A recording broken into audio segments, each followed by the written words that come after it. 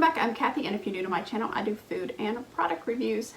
And if you happen to eat gluten-free, I might have something for you today. These are the cauliflower breadsticks. These are the garlic. They also come in original. I do not eat gluten-free. If I had to, that would be really hard. Bread is definitely my weakness. So I feel for the people who can't eat gluten. I don't know how you do it. But I'm gonna give these a try. I'm going in with an open mind. It's wide open, because a lot of things that I've had that has cauliflower in it is just, okay. So, but gonna put that out of my head and go open mind. Open to give these a try because they look really good and they smell really good. All right, so here is one, looks really good. I just baked this, you bake it at 400 degrees for I think 8.5 to 10.5 minutes. I just baked it in my Ninja Foodie oven, my air fryer oven. So I will post a link to that video. I know they're on sale right now, a really good price. And it is probably my favorite product that I reviewed this year. I use it every single day. So that's what I cook this in. They're just for the oven. You don't microwave these. Let me show you.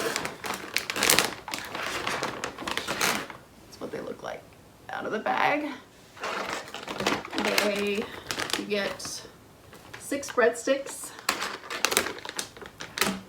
I don't like the price, I can tell you that. They were, I think, $5.50, $59, somewhere in there. So these aren't cheap.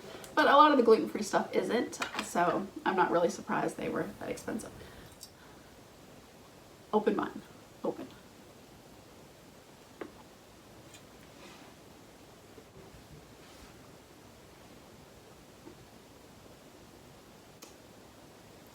I'm surprised. These are actually pretty good. If I couldn't eat gluten, I would definitely buy these if I was craving bread. Because this is actually really good. I don't know how I would feel about the original. I think the garlic flavor helps. But yeah, even the texture. You can see the texture. And it pretty much tastes like bread. I was expecting to get kind of like a cauliflower taste, and I don't. And I don't know if that's because the garlic helps. It is dense. Yeah, I have to say, thumbs up. These are good. Even though I went in with an open mind, I'm still surprised. Because maybe my mind really wasn't that open.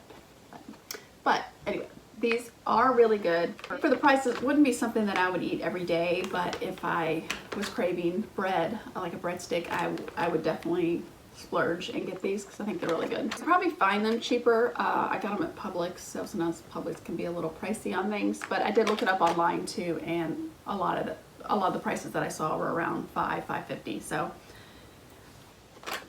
if you're gluten-free, I do recommend these. I think they're really good, and I don't think you'll be disappointed. So yeah, so these are in the freezer section. I think they were with the breads, I believe.